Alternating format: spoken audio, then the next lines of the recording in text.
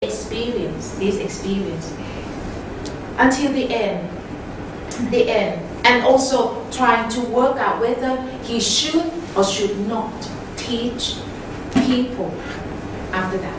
Okay, but they said that in the end, the divine being, okay, come from heaven and said that you must teach, because this is the reason of your accumulating all your perfections, your parami, your perfections of 20 อสงไขยแสนมหากาพย์ oh gosh, I don't know how to say in English. 20 อสงไขยand 100,000 kappa, mahakappa, which is a long time. That is the whole reason of your accumulation of your perfection, for the sole reason of you of being able to help humanity. So in the end, that's it. He decided to teach. So from nothing, he found this first, and then when he decided to teach, this is how it happened. Okay?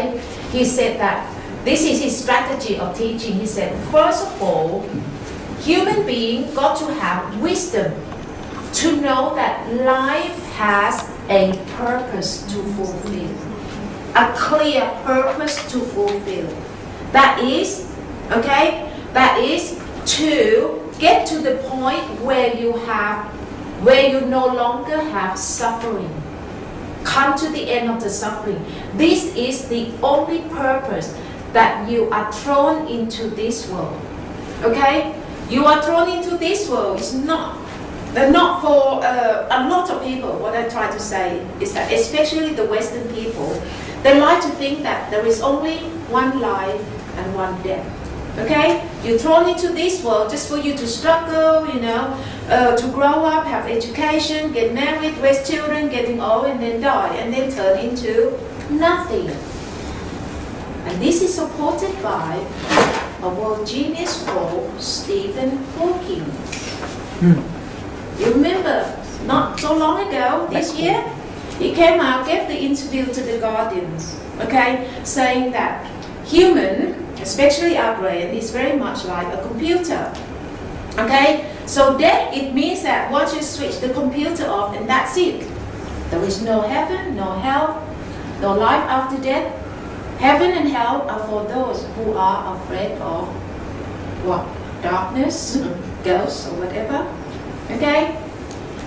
Intellectually, he might be a genius, but spiritually, his wisdom is still very much minus and very nil. Okay?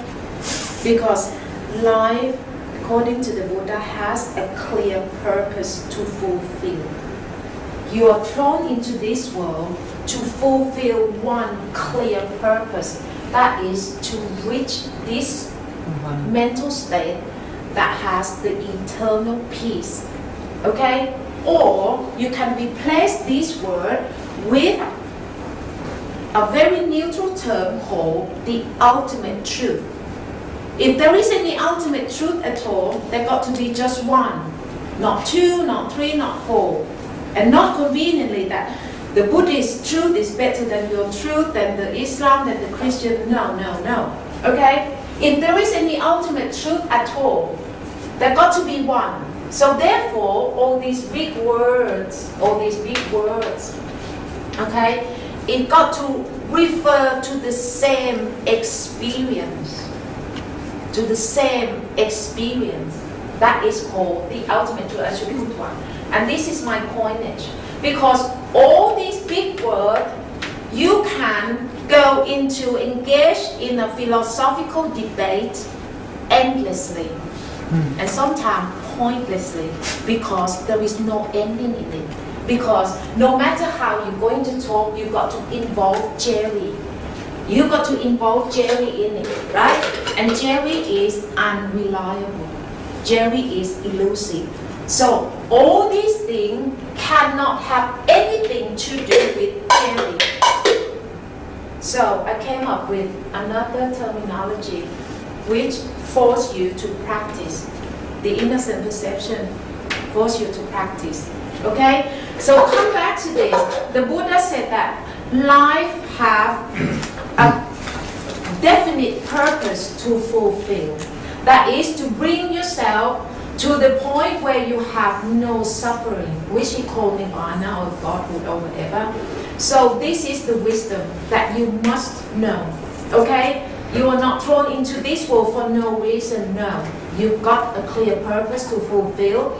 And then next, when his follower listen to this, wow, if there is an actual experience that there is no suffering, please tell me, how can we achieve it? How can we attain it, do it? So the Buddha said that first of all, you got to practice the first M. This M is morality. Okay? You got to observe the moral principle. Everything that is good, do it. Everything that is not good, don't do it. So once you observe the moral precept, the moral principle, you begin this life journey, this spiritual journey. You start walking, but walking in a very slow pace, okay, towards towards this end of suffering, this mental state. Okay, so if you have a very clear purpose of ending the suffering, the morality will have the clear reason straight away. Because nowadays, the target is not clear. The goal is not clear. And because we use the goal, the wrong standard, the wrong goal that we have now, we use the materialism, the capitalism, which link with wealth, fame, and status to make as a goal. You know, yeah, come back to this, sorry. It's all connecting here. Yeah. But this.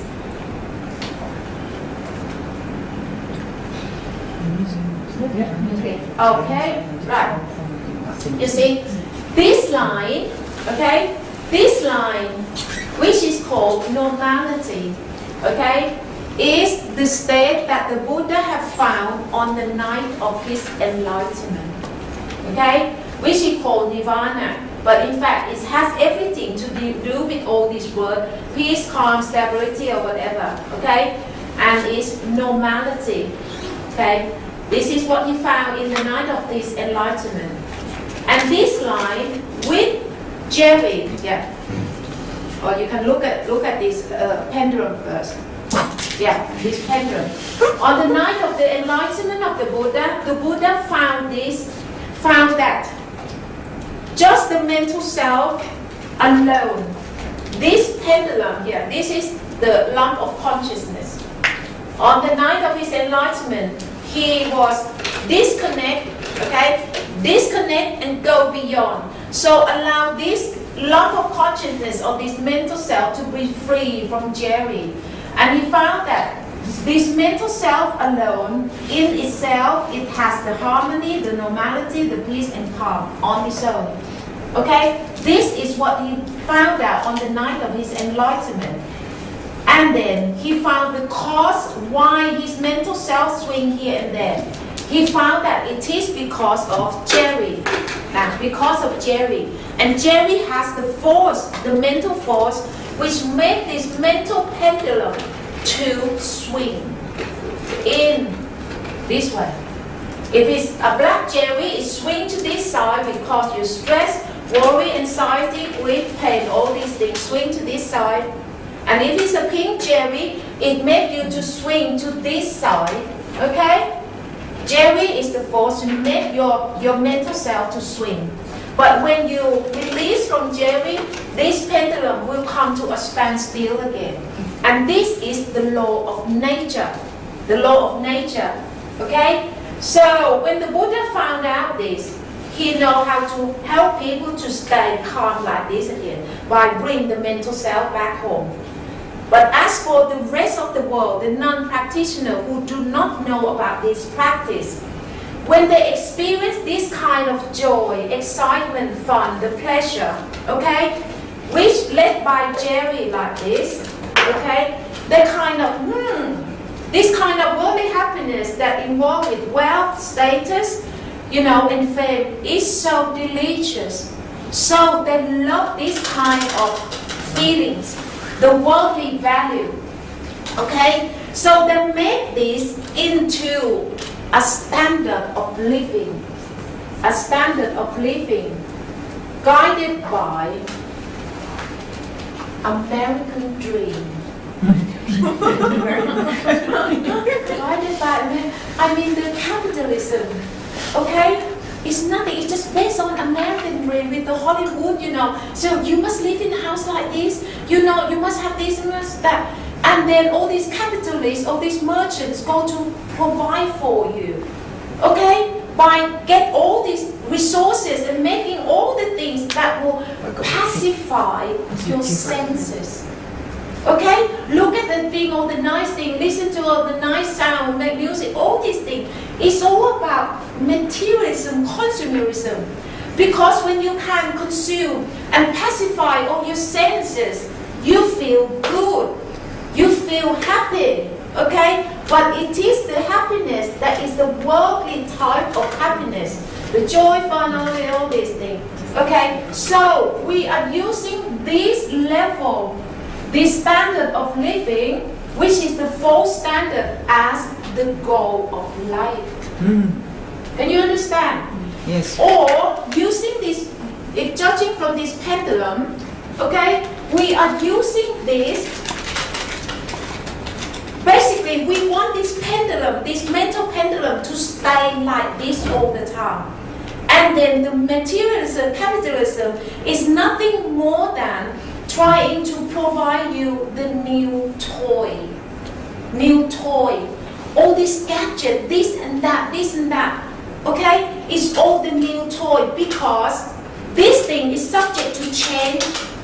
When it comes and then it's not long lasting and it disappears again. Once this disappears, okay, it turns into boredom again. Once it turns into boredom, you need to find something to pacify, to make the joy, the excitement come back again. You look at the children, Christmas morning, we open the present, 7 o'clock in the morning, a mountain pile of present, okay, this and that. You bet by lunchtime, by 12 o'clock, before you eat the turkey, okay, they will begin to complain, I'm bored. With that pile of present that they just have, only a few hours, you are bored already. And you look at yourself like this, you are, fed with all this excitement of the sale. They have the sale here and there. Let's go buy this and buy that. Okay? Now, once you pacify that excitement, already bought your shopping, you come home. Some of you don't even want to open your bag. Right? Tuck away, because you already passed the excitement. Your excitement has been fed. You got the shopping, come back now. No excitement now. You are bored again now. You don't even want to look at what you have bought home, and you left it in the wardrobe for years. Right? So, it's all the toys. We don't just talk about children. The adult toys, especially men. What do you think of this? All these, fancy cars, is Formula 1, They are all adults' toys. Okay? Adults' toys, which really burn up the real natural resources. And all this, what you call plant, what is that word? To make it out of date very quickly. What is the word?